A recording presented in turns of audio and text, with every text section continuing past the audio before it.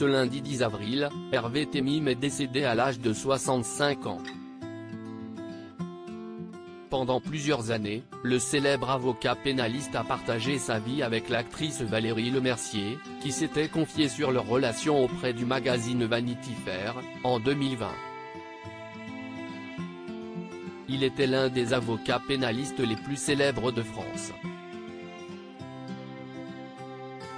Ce lundi 10 avril, Hervé Temim est décédé à l'âge de 65 ans, comme l'a annoncé Éric Dupond-Moretti sur Twitter. Le barreau est orphelin.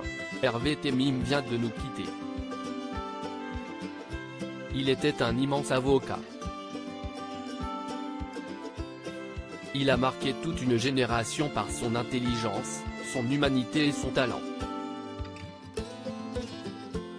Je pense affectueusement à sa famille et ses proches, a écrit le ministre de la Justice. Une triste nouvelle à laquelle Mathieu Delahousse, grand reporter au sein de la rédaction de l'Obs, a ajouté une information concernant l'état de santé de celui qui a été le conseil de nombreuses personnalités. La disparition du grand avocat pénaliste Hervé Temim après des semaines de peine et de souffrance annoncée par son ami et ministre Éric Dupond-Moretti sur Twitter. Maître Temim plaidait depuis 1979 et a marqué de grandes affaires.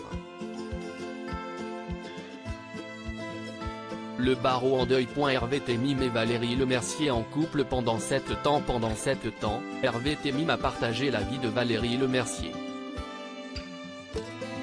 Une relation sur laquelle il s'était confié dans les colonnes de Vanity Fair, où il avait évoqué les complexes de celle qui était alors sa compagne, en septembre 2016. Je pense qu'elle s'aime et qu'elle ne s'aime pas.